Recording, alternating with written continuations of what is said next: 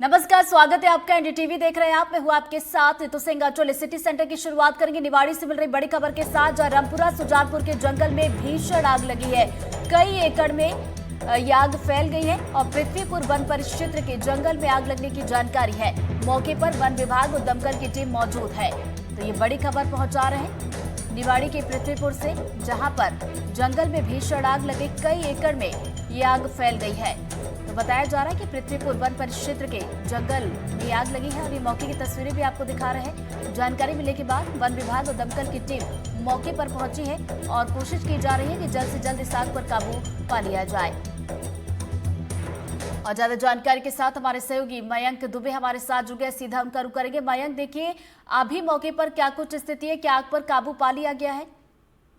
निश्चित तौर पर आग पर काबू पा लिया गया है। अब से 2.5 से 3 घंटे पूर्व ये आग लगी थी। जैसे ही इस आग की जानकारी जिले के कलेक्टर लोकेश कुमार जांगड़ को लगी, उन्होंने तत्काल प्रभाव से उत्तर प्रदेश के झांसी से 2 एम्बुलेंस, 3 एम्बुलेंस और 2 एम्बुलेंस निवाड़ी जिले से, ये 5 एम्बुलेंस को वहां पर भेजा। उसके अलावा जो एसडीएम पृथ्वीपुर है सतीश वर्मा, उनको भी उस पूरे स्थल पर भेजा कि तत्काल प्रभाव से राहत कार्य और रेस्क्यू कार्य शुरू किया जाए।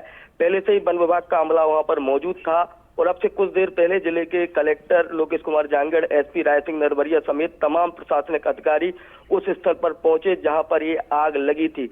लगभग 100 से 125 एकड़ के इलाके में अलग अलग स्थानों पर ये आग लगी हुई थी, लेकिन फायर ब्रिगेड और मैनुअल तरीके से इस आग पर काबू पा लिया गया है। फिलहाल जिस तरह से भयावह स्थिति में आग जो जल रही थी शुरुआती दौर में, उसमें बेहद कमी आई है और ऐसा माना जा रहा है कि चंद घंटों के अंदर आग पर पूरी तरह काबू पा लिया जाएगा। कुल मिलाकर यह कहा जाए कि प्रशासन तत्काल अलर्ट मोड में आया। जैसे ही धुएं का गुबार दिखाई दिया, उसके बाद से, चूंकि ये जो स्थल था वो 2 नदियों को पार करने के बाद वो जंगल है जहां पर ये आग लगी हुई थी। ऐसे में प्रशासन और वन विभाग के लोगों को ये बड़ी चुनौती थी कि उस स्थान तक फायर ब्रिगेड एवं अन्य संसाधन कैसे पहुंचाया जाए, उसको लेकर रणनीति तैयार की गई और उसके बाद जिस तरीके से आग पर काबू पाया गया है वो निश्चित तौर पर काबिल तारीफ है। तो चलिए, राहत की बात यह है कि जो आग लगी थी उस पर काबू पा लिया गया है। बहुत बहुत शुक्रिया मयंक आपका जानकारी के लिए। तो देखिए, पहली तस्वीर भी आप तक पहुंचा रहे हैं जहां पर ये आग लगी थी और राहत की बात यह है कि आग पर काबू अब पा लिया गया और स्थिति अब सामान्य है। बढ़ते आगे बीजापुर से बड़ी खबर, जहां सुरक्षा बलों के दबाव में घुटनों पर अब नक्सली हैं। करगुट्टा की पहाड़ी पर ऑपरेशन जो जारी है उसे रोकने की गुहार अब लगाई जा रही है। नक्सलियों की सरकार से ऑपरेशन रोकने की अब अपील है। नक्सलियों ने फिर से शांति वार्ता की अपील भी रखी है और नक्सलियों के उत्तर पश्चिम बस्तर ब्यूरो ने यह अपील की है। बीजापुर तेलंगाना बॉर्डर पर यह बड़ा ऑपरेशन चल रहा है। तो देखिए, बड़ा ऑपरेशन चल रहा है, ऐसे में नक्सली दबाव पर है और ऐसे में घुटनों पर वो नजर आ रहे हैं। करगुट्टा की पहाड़ी पर जो ऑपरेशन चलाया जा रहा है उसे रोकने की गुहार अब नक्सलियों की तरफ से लगाई जा रही है। नक्सलियों ने सरकार से ऑपरेशन रोकने की अपील की है और फिर से एक बार शांति वार्ता की अपील उनकी तरफ से की जा रही है। तो देखिए, नक्सली यहाँ पर डरे हुए हैं और उत्तर पश्चिम बस्तर ब्यूरो ने ये अपील की है। तो देखिए, प्रेस नोट उनकी तरफ से ये जारी किया गया है। तो वही दूसरी तरफ फोर्स जो है मौके पर तैनात की गई, 1000 की संख्या में जवान है और ये ऑपरेशन चलाया जा रहा है। तो बीजापुर तेलंगाना बॉर्डर पर यह ऑपरेशन चल रहा है।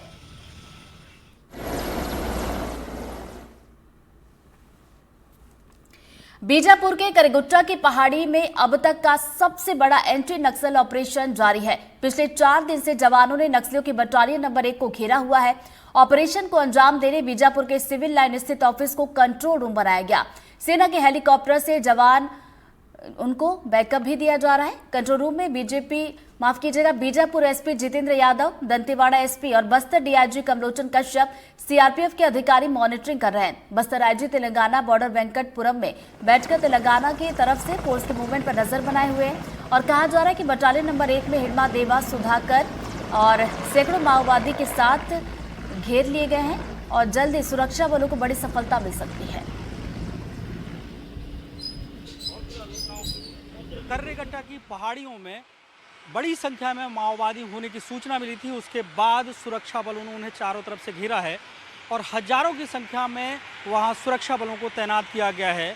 बीजापुर को कंट्रोल रूम बनाया गया है और यहां पर बीजापुर के एसपी, डीआईजी और दंतेवाड़ा के एसपी, सीआरपीएफ के बड़े अधिकारी, ये तमाम लोग बीजापुर में बैठे हुए हैं और ये पुलिस लाइन का इलाका है। तस्वीरें मैं दिखाता हूँ यहाँ पे कि जो बड़ी संख्या में सुरक्षा बलों को डिप्लॉय किया गया है और एंटी नक्सल ऑपरेशन के लिए जो कर्रेगट्टा की पहाड़ी का जो सरकमफ्रेंस है वो करीब 200 किलोमीटर का है और बस्तर के आईजी तेलंगाना की बॉर्डर पर बैठकर मॉनिटरिंग कर रहे हैं और बीजापुर में 2 जिलों के एसपी के साथ, और ये कहा जा रहा है कि पुलिस के आला अधिकारी डीजीपी भी यहाँ पे पहुँच सकते हैं। ये 3 हेलीकॉप्टर यहाँ पर लगातार उड़ान भर रहे हैं क्योंकि जो सुरक्षा बलों को कर्रेगट्टा की पहाड़ियों में ऑपरेशन के लिए बीते 24 करीब 100 घंटों से लगाया गया है वो वहाँ पर मौजूद हैं। उन तक रसद पहुँचाने के लिए इन हेलीकॉप्टरों का उपयोग किया जा रहा है। ये कहा जा रहा है कि नक्सलियों की जो सबसे खूंखार बटालियन नंबर 1 जिसको लीड हिडमा करता है और उसके जो बड़े कैडर के लोग हैं, देवा हैं, सुधाकर हैं, ये सब इस बटालियन में अंदर फंसे हुए हैं। या तो परिस्थितियां ऐसी बनेंगी कि इनको इनकाउंटर कर दिया जाएगा या ऐसा भी है कि बड़ी संख्या में जो सुरक्षा बल वहाँ पर ऑपरेशन में लगे हुए हैं और उनके दबाव के चलते चारों तरफ से अब घिर चुके हैं तो सरेंडर करने की भी स्थिति होगी। तो नक्सलियों के लिए करो या मरो जैसी स्थिति है। और ऑपरेशंस की तस्वीरों में हम दिखाते हैं कि यहाँ पे कैसे सेना का जो हेलीकॉप्टर है उस पर रसद भर के सामान जो ज़रूरी है और जो बैकअप के तौर पर इन हेलीकॉप्टरों का उपयोग किया जा रहा है। ये 3 हेलीकॉप्टर हैं और यहाँ पर ही तमाम जो अधिकारी बैठे हुए हैं। अब इंतज़ार इस बात का है कि एक बड़ी खबर आ सकती है माओवाद के खिलाफ, क्योंकि अब तक का सबसे बड़ा ये ऑपरेशन शुरू किया गया है। सैकड़ों की तादाद में माओवादी अंदर कर्रेगट्टा की पहाड़ी में है। ये बहुत दुर्गम इलाका है जहाँ पर ज़मीन के रास्ते से पहुँचना मुश्किल है। यही वजह है कि ऑपरेशन को चारों तरफ से जब लॉन्च किया गया, कर्रेगट्टा की चारों पहाड़ी को 200 किलोमीटर के एरिया को घेरा गया है और अंदरूनी इलाकों में जो जवान हैं वो लगातार अंदर बढ़ रहे हैं और हज़ारों की संख्या में ये जवान हैं। मॉनिटरिंग से समझ सकते हैं कि बीजापुर के इस सिविल लाइन में तमाम जो आला अधिकारी हैं वो बैठकर मॉनिटरिंग कर रहे हैं। आईजी बस्तर के बॉर्डर पर बैठकर मॉनिटरिंग कर रहे हैं। गृह मंत्री विजय शर्मा भी पूरा अपडेट ले रहे हैं। तो सीधी नज़रें इस ऑपरेशन पर बनी हैं और इस ऑपरेशन को अब तक का सबसे बड़ा ऑपरेशन बताया जा रहा है और उसके पीछे की वजह भी बिल्कुल साफ़ है। जैसा कि केंद्रीय गृह मंत्री अमित शाह ने देश से वादा किया है कि मार्च 2026 तक छत्तीसगढ़ ही नहीं पूरे देश से माओवाद खत्म होगा। उसी कड़ी में ये ऑपरेशन लॉन्च किया गया है और सबसे बड़ा ये ऑपरेशन है। बीजापुर से कैमरा पर्सन प्रवीण साहू के साथ जुल्फिकार अली, एनडीटीवी। इस बीच बड़ी खबर अनूपपुर से, जहां सूदखोर के घर पुलिस ने छापेमारी की है। घर से 37 पीड़ितों के ब्लैंक चेक जब्त कर लिए गए और छापेमारी में 7 गाड़ियां भी जब्त की गई हैं। पुलिस ने आरोपी को गिरफ्तार करके रिमांड में ले लिया है। तो अनूपपुर से बड़ी खबर आप तक पहुंचा रहे हैं। सूदखोर के घर पुलिस की टीम पहुंची, छापेमारी की और घर से 37 पीड़ितों के ब्लैंक चेक जो थे उसे जब्त कर लिया गया है और इस छापेमारी में 7 गाड़ियों को भी जब्त किया गया। पुलिस ने आरोपी को गिरफ्तार करके अब रिमांड में ले लिया है, जहां आरोपी से अब पूछताछ की जाएगी और पूछताछ में और भी खुलासे हो सकते हैं। तो देखिए, सूदखोर पर एक बड़ी कार्रवाई पुलिस की तरफ से की गई है। पुलिस अनूपपुर को जानकारी प्राप्त हो रही थी कि कहीं कोतवाली थाना क्षेत्र में सूदखोरी की जा रही है। इसको अंतर्गत देखते हुए सुरेश सिंह पवार जो कि कोतवाली क्षेत्र में के रहने वाले हैं, उनके घर पर और उनके दुकान पर हमारे पुलिसकर्मियों के द्वारा दबिश दी गई, जिसमें 60 लाख रुपए की सूदखोरी की हमारे को रिटर्न रिकॉर्ड्स मिले हैं। अभी कार्रवाई और भी इसमें आगे की जाएगी और जितने लोग उनसे प्रभावित हुए हैं, जिन लोगों को उन्होंने सूदखोरी उनके साथ की है, पैसा दे के ज़्यादा पैसा उनसे लिया है, पैसा ऐठा है, उन लोगों से हम पुलिस की टीम कांटेक्ट कर रही है कि और भी इन पे कार्रवाई की जा सके। बड़ी खबर शिवपुरी से, जहां पिछोर में रहस्यमय अंदाज में मकान गिरा है और देखिए, आसमान से रहस्यमय चीज गिरने से ये मकान टूट गया है और मकान गिरने के बाद पूरे इलाके में अफरा तफरी का माहौल बन गया है। तो ये बड़ी खबर आप तक पहुंचा रहे शिवपुरी से। पिछोर में रहस्यमय अंदाज में ये मकान गिरा है। और आसमान से बताया जा रहा है कि रहस्यमय चीज गिरने से ये मकान टूट गया। तो मकान गिरने के बाद पूरे इलाके में अफरा तफरी का माहौल बन गया है और घर गिरने में परिवार के लोग बाल बाल बचे हैं। शुरुआती जांच में एयरक्राफ्ट का हिस्सा गिरने की आशंका जताई जा रही है और जानकारी के बाद मौके पर भारी पुलिस बल भी तैनात कर दिया गया है और इस पूरे मामले की जांच पड़ताल अब की जा रही है। आज दिन 11 बजे पिछोर में ठाकुर बाबा कॉलोनी में मनोज सगर जी के मकान पर आसमान से एयरफोर्स के विमान से कोई धातु जैसी वस्तु गिरी, जिससे उनके 2 कमरे क्षतिग्रस्त हुए हैं। घर में 4 सदस्य थे जो सुरक्षित हैं। पुलिस एवं प्रशासन की टीम मौके पर तत्काल पहुंच गई थी एवं ग्वालियर एयरबेस को इसकी सूचना दी गई है। ये पिछोर की ठाकुर बाबा कॉलोनी में अभी लगभग आधे से पौन घंटे पहले एक श्री मनोज सगर जी हैं, उनके मकान पर आसमान से कोई ऐसा पार्टिकल गिरा है जिससे आगे के 2 कमरे उनके ध्वस्त हो गए हैं। तो अभी हम मौके पर आए हुए हैं, प्रशासन पूरा मौके पर है और यहाँ पे जो भी अग्रिम कार्रवाई वो की जा रही है और ग्वालियर एयरबेस से भी हम लोग संपर्क कर रहे हैं। तो अभी जैसे ही जानकारी मिलेगी तो हम आपके साथ साझा करेंगे। और बड़ी खबर, मां बमलेश्वरी रोपवे हादसे पर सीएम का बयान अब आया है। घायलों के जल्द ठीक होने की कामना उन्होंने की है। मां बमलेश्वरी मंदिर में रोपवे पर हादसा हुआ था। रोपवे से टूटकर ट्रॉली गिर गई थी और ट्रॉली में सवार कई बीजेपी नेता घायल हुए थे।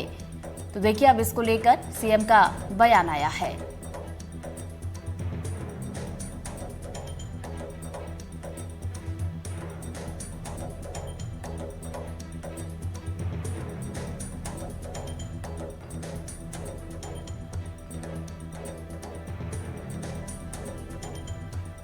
तो राजनांदगांव से खबर आप तक पहुंचा रहे हैं। मां बमलेश्वरी मंदिर पहाड़ी पर ये पूरा हादसा हुआ। मंदिर के रोपवे से टूटकर ये ट्रॉली गिर गई थी और इसी ट्रॉली में सवार 2 बीजेपी नेता घायल हुए। बीजेपी नेता भरत वर्मा और राम सेवक पैकरा इसमें घायल हो गए, जिसके बाद दोनों को राजनांदगांव अस्पताल में ले जाया गया और दोनों बीजेपी नेता का इलाज वहां पर जारी है। और ये तस्वीर देखिए आपको दिखा रहे हैं बमलेश्वरी मंदिर, जहां पर पहाड़ी पर ये पूरा हादसा हुआ। ये ट्रॉली जहां पर गिर गई थी रोपवे से टूटकर और 2 इसमें घायल हुए थे। और ये छत्तीसगढ़ के मुख्यमंत्री विष्णुदेव साय का पोस्ट, उन्होंने इसको लेकर बयान दिया इस हादसे पर और कहा कि घायलों के जल्द ठीक होने की कामना वो करते हैं। और मां बमलेश्वरी मंदिर में रोपवे हादसा हुआ था और रोपवे से टूटकर ट्रॉली गिर गई थी। इस ट्रॉली में बीजेपी नेता सवार थे जो कि घायल हो गए। तो देखिए यहाँ पर मुख्यमंत्री विष्णुदेव साय ने भी इस हादसे को लेकर पोस्ट किया है और बयान उनकी तरफ से आया है।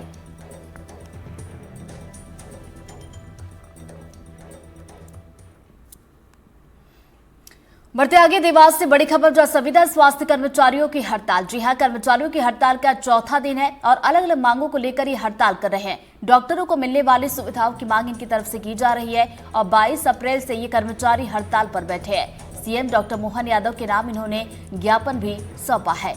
तो देवास से इस वक्त ये बड़ी खबर, संविदा स्वास्थ्य कर्मचारी जो कि हड़ताल कर रहे हैं और कर्मचारियों की हड़ताल का ये 4था दिन है।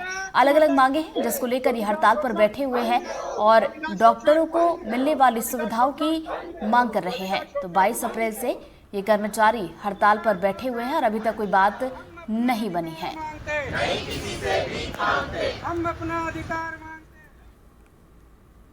इधर बेमेतरा के साजवा थाना क्षेत्र में आपसी रंजिश के चलते ग्राम पंचायत के सचिव की हत्या कर दी गई थी। पुलिस ने हत्या के आरोपी को रायपुर से गिरफ्तार कर लिया था। मामले में मृतक के परिजन ज्ञापन लेकर कलेक्ट्रेट पहुंचे। परिजनों ने आरोपी के घर बुलडोजर चलाने की भी मांग की। परिजनों का कहना है कि आरोपी आदतन अपराधी है, इसलिए बुलडोजर कार्रवाई करके कब्जे को तोड़ा जाए। इस दौरान ज्ञापन देने वाले लोगों से बातचीत की हमारे संवाददाता सुजीत शर्मा ने। आए थे, वहाँ पर एक हत्या का प्रकरण हुआ था जिसमें एफआईआर हो गई थी और एफआईआर के बाद जो आरोपी है उसको भी पुलिस ने अरेस्ट कर लिया था और अभी जो है न्यायालयीन प्रक्रिया के तहत उसको जो भी सज़ा मिलेगी वो न्यायालय जो है वो निर्णय करेंगे। ग्रामीणों को द्वारा कहना था कि उस परिवार को वहाँ से जो है भगा दिया जाए और अभी भी अन्य अपराध की आशंका बनी हुई है। मैंने एसपी साहब को जो है वो उनका आवेदन भेजा है और एसपी साहब से व्यक्तिगत रूप से बात भी की है और मुझे लगता है एसपी साहब इसमें जो भी प्रिवेंटिव एक्शन होगा वो लेंगे और इस तरह की घटना ना हो ये सुनिश्चित करें। साजा थाना क्षेत्र के अंतर्गत आने वाले घोटवानी में रामनवमी के दिन एक बुजुर्ग की बेरहमी से हत्या कर दी गई थी। हत्या के बाद गांव में भारी आक्रोश था। आनन फानन में पुलिस ने मामला दर्ज कर पुलिस को ढूंढने का प्रयास किए, लेकिन पुलिस की ओर से आरोपी को बाद में गिरफ्तार किया। गिरफ्तारी के बाद कई प्रकार के सवाल उठे हैं और आज जो है वो जो ग्रामीण हैं वो आए हुए हैं यहाँ पर अपनी मांगों को लेकर। आखिर क्या उनकी मांग है, क्या वो चाहते हैं, यही जानने का प्रयास करते। बता दूं कि पंचायत सचिव जो है उनके पिता है, उनकी हत्या की गई थी। चलिए सीधा पंचायत सचिव है जो उनसे बात करने का प्रयास करते हैं। सबसे पहले क्या नाम है आपका? विजय कुमार निर्मलकर। निर्मलकर जी, आखिर कलेक्टर आना क्यों हुआ, किस बात को लेकर? हम लोग का पूरा ना न्याय चाहिए। मेरे पिताजी को ना 6 अप्रैल को मेरे पड़ोस मेरे मकान के बाजू में रहने वाले जीवन वर्मा के द्वारा निर्मम हत्या करना फरार हो गया था और हम लोग ना इस संबंध में पूरे पंचायत और पूरे गांव वाले यही फरियाद लेकर आए हैं कि उनके परिवार को हमारे गांव से बेदखल किया जाए और वो जो अतिक्रमण कर मकान बनाए हैं उसको ना बुलडोजर कार्रवाई होना चाहिए और उसको आरोपी को सख्त से सख्त फांसी की सजा देना चाहिए। क्या लगता है कौन सजा दे रहा है ऐसे लोगों को? जो अपराधी है उसको तो सजा देना नहीं चाहिए। मैं एक बारे में कुछ नहीं बोल सका कौन सा देवत है बोला कौन नहीं देवत है, बाकी बोला सजा मिलना चाहिए और बुलडोजर कार्रवाई होना चाहिए। बुलडोजर कार्रवाई, बिल्कुल देख सकते हैं कि बुलडोजर की जो है वो बिल्कुल कार्रवाई हर गांव में हो रही, इसी को लेकर मांग कर रहे हैं। चलिए हमारे साथ कुछ महिलाएं हैं, उनसे बात करने का प्रयास करते हैं। चलिए, क्या हो गया, किस बात को लेकर आप यहाँ आना हुआ कलेक्ट्रेट, किस बात की क्या मांग है आपकी? उसका घर तोड़ना चाहिए, वो उसको रखना नहीं चाहिए उसका आदमी को, और उसको सजा के फांसी देना चाहिए। भैया क्या मांग है आपकी? सिर्फ एक जो कलेक्टर से मिलना है, मांग क्या थी आपका? मांग ये थी कि जो अवैध अतिक्रमण किए हैं उनका बुलडोजर कार्यवाही हो और जो अपराधी है उसको फांसी की सजा हो। हमने इसके पहले भी मांग किए थे और जब अपराधी नहीं पकड़ में आया था, वो पकड़ में लाने के लिए भी हम लोग आवेदन दिए थे। तब उसके बाद दूसरे दिन अपराधी 5 दिन बाद पकड़ में आया। बिल्कुल, ये थे ग्रामीणों के और परिजनों की जो मांग है कि अपराधी के जो है मकान उसके ऊपर बुलडोजर की कार्रवाई की जाए और जो अपराधी है, अपराधी प्रवृत्ति के जो लोग हैं उसको गांव से भी बहिर्गम किया जाए। अब देखने वाली बात है कि जिला प्रशासन और पुलिस प्रशासन इस पर क्या निर्णय लेती है। एनडीटीवी के लिए बेमित्रा से सुजीत शर्मा।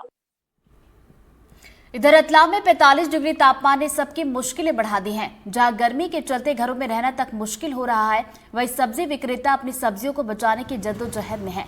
भीषण गर्मी से सब्जियां सूखने लगी हैं। मध्य प्रदेश में बढ़ती गर्मी से लोग काफी परेशान हो चुके हैं। प्रदेश का पारा जो है वह लगातार बढ़ता जा रहा है और अगर शहरों की बात करूं तो इस वक्त मैं रतलाम में हूं, जहां पर पिछले अगर हफ्ते भर की बात की जाए तो पारा जो है वह तकरीबन 42 से और 45 के बीच में रहा है। आज भी जो पारा है वह 44 के आसपास है और इसका जो सबसे बड़ा फर्क पड़ता हुआ नजर आ रहा है वह सड़क के किनारे बैठकर अपना रोजगार जो चलाते हैं उन पर सबसे ज्यादा फर्क पड़ रहा है। मैं इस वक्त एक सब्जी की दुकान पे हूँ। आप देख सकते हैं कि यहाँ पर सब्जी की दुकान है, जो है शॉप के जो हैं ऑनर भी यहाँ बैठे हुए हैं और अगर मैं आपको दिखाऊंगा तो सड़कें जो हैं वह सड़क आप देख सकते हैं किस तरह से सूनी जो है पड़ी हुई है। दिन में अधिकांश जो है यही हालात जो है सड़कों की रहती है। कम ही लोग जो है वह सड़कों से निकलते हैं और जो फर्क जो बहुत ज्यादा पड़ रहा है, जो दिहाड़ी मजदूरी सब्जी वाले हैं उनको। भैया क्या नाम है आपका? सर मेरा नाम राजू है। राजू भैया, कितना फर्क पड़ रहा है? सर हम बहुत आधा फर्क पड़ गया हमको, गर्मी से बहुत ज्यादा गर्मी है और हमारा व्यापार भी आधा हो गया है। दिन में तो पब्लिक निकलती नहीं है, शाम को निकलती है तो हमारे दलाल लोग आए थे पैसे लेने के लिए, पूंजी भी इकट्ठी नहीं हो पाती है। अभी बहुत फर्क पड़ रहा है हमारे धंधे को। अभी तो किस तरह से सब्जियों को बचा रहे हैं गर्मी से? सर पानी छीट रहे हैं और गिले टान करके ढक रहे हैं, पानी भी नहीं मिल रहा, पानी बड़ी मुश्किल से ला रहे हैं हम दूर दूर से और पानी छीट के बड़ी मुश्किल से इसको सब्जी को संभाल रहे हैं हम। जो ग्राहक जो आता है सब्जियों की जो हालत जो है खराब हो जाती है शाम तक बता रहे हैं। हाँ तो अभी क्या करें, हम गाय वालों को देना पड़ती है, नुकसान को उठाना पड़ रहा है हमको। अभी मुरझा जाती है, फिर छाटना पड़ता है हमको, फिर फेंकनी पड़ती है आधी सब्जी तो हमको। बिल्कुल, देखिए ये बता रहे हैं कि गर्मी इतनी ज्यादा है कि पानी का छिड़काव जो है वो लगातार कर रहे हैं और जो है सब्जियां जो हैं वह खराब भी होती जा रही हैं। और भी ये देखिए, आप देख सकते हैं किस तरीके से जो है यह पानी का जो छिड़काव आप देखिए सब्जियों पर किया जा रहा है। यह एक अम्मा जी हैं जो देखिए सब्जियों पर छिड़काव कर रही हैं ताकि इनमें जो है वह ठंडक रहे, सब्जियां जो हैं वह खराब होने से बच जाएं। माता जी ये पानी क्यों डाल रहे हैं? अरे ये जाइए सब्जी साफ सूख जी और तब है गर्मी से खूब हमारी सब्जी बगड़ी रही। क्या करा, अब धूप पड़ी रही खूब तो वहीं से हम पानी साटा तो और अच्छी हो जा सब्जी। वहीं से ग्राहक बोले हम उन्हें के मुरझाई जी सूख जी, क्या बोला हम ऐसे बोले हम। तो ग्राहक सब्जी नहीं लेते हैं फिर अगर ऐसा होता है तो? ऐसा होता हो जाए तो मुरझाई जाए तो हमारे से सब्जी नहीं लेता, ऐसा करे।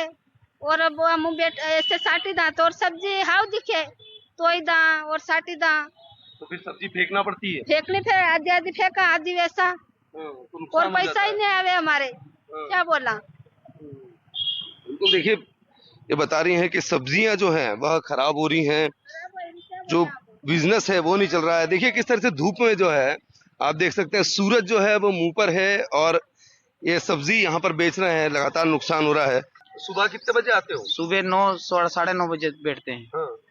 शाम को 7 8 साढ़े 8 बजे तक रहते हैं। ग्राहक कितने बजे तक आते हैं? गर्मी ज्यादा है तो? गर्मी में तो कई अभी 11 बजे तक गिराक लागे, अब शाम पड़े तो शाम 5 बजे तक गिराक लागेगा थोड़ा बहुत। हाँ। वह खत्म हो जा गिरागी। हाँ। फिर गिरागी थोड़ी रहे, सब्जी सारी आधी फेंका आधी वैसा। गर्मी के कारण नुकसान ज्यादा हो। हाँ ना, गर्मी के कारण नुकसान ज्यादा हो। तो बिल्कुल देखिए यह जो है बता रहे हैं कि जो ज्यादा गर्मी पड़ने से नुकसान ज्यादा है और अपनी सब्जियों को बचाने के लिए लगातार छिड़काव कर रहे हैं, मगर फिर भी ग्राहकों की जो है वह आस है कि वह आए और इनकी सब्जी खरीदें ताकि यह नुकसान से बच सके। आगे भी तापमान इसी तरह बढ़ता रहेगा ऐसा अंदेशा बताया जा रहा है। रतलाम से साजिद खान, एनडीटीवी। बिलासपुर में ड्राई फ्रूट की दुकान में शॉर्ट सर्किट के चलते आग लग गई। यहां पर दमकल की गाड़ियां मौके पर पहुंचकर आग पर काबू पाने की कोशिश में जुटी है। जिले के व्यापार विहार स्थित इस दुकान में आग लगी है।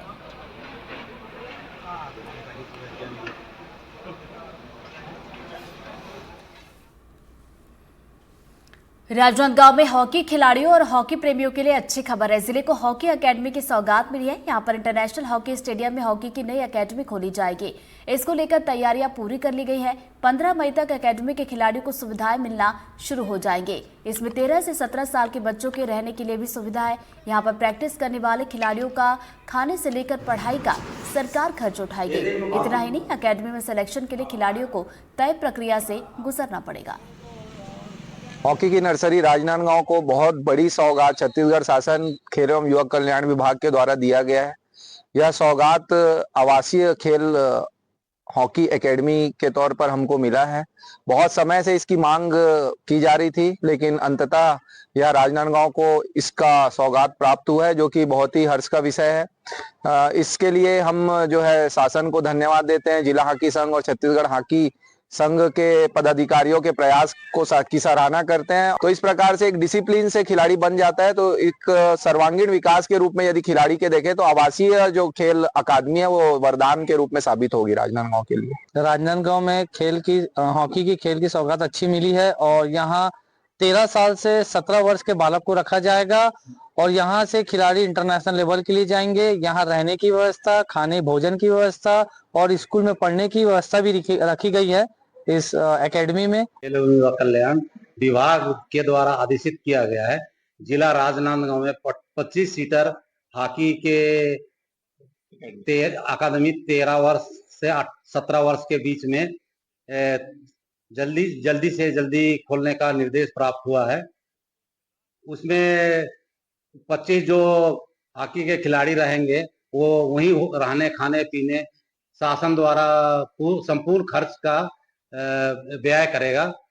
जो लड़का पढ़ना चाहता है वो पढ़ने के लिए भी उनके जो स्कूल में पढ़ना चाहेगा उस स्कूल में उनको एडमिशन दिया जाएगा और उनके पूरा खर्चा शासन वहन करेगा।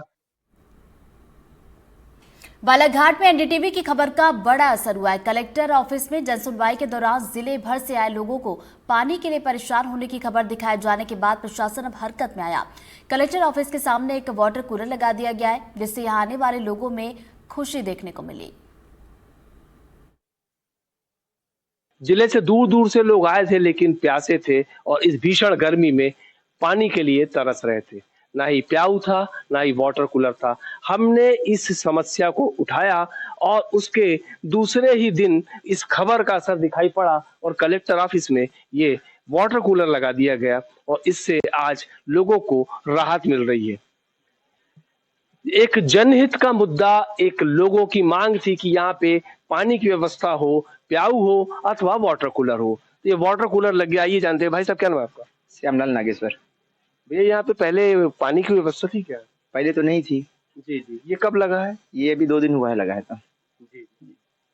तो इससे आपको लाभ पहुंचा? बहुत अच्छा लग रहा है, गर्मी के दिनों में कम ठंडा पानी यहाँ मिल रहा है। तो देखिए, लोग इस खबर से, इस समस्या से जो ग्रसित थे वे खुश हैं और आज वो चाह रहे हैं कि यह वाटर कूलर हमेशा लोगों को ठंडा ठंडा, कूल कूल राहत प्रदान करते रहे। रुपेश श्रीवास्तव, एनडीटीवी, बालाघाट। धमतरी में नगर निगम के सभा कक्ष में सामान्य सभा का आयोजन किया गया, लेकिन बैठक से पहले ही कांग्रेस पार्षद हाथों में बैनर पोस्टर लेकर नगर निगम पहुंचे और नारेबाजी की। इसी बीच बीजेपी पार्षद ने कांग्रेस पर तंज कसा, जिससे गहमा गहमी की स्थिति बन गई। कांग्रेस और बीजेपी पार्षदों के बीच धक्का मुक्की और हाथापाई की नौबत भी आ गई। हालात को संभालने के लिए महापौर मौके पर पहुंचे और किसी तरह से माहौल को शांत करवाया, जिसके बाद प्रश्नोत्तर का कार्यकाल शुरू हुआ और 40 मिनट में केवल 2 ही प्रश्न पूछे गए।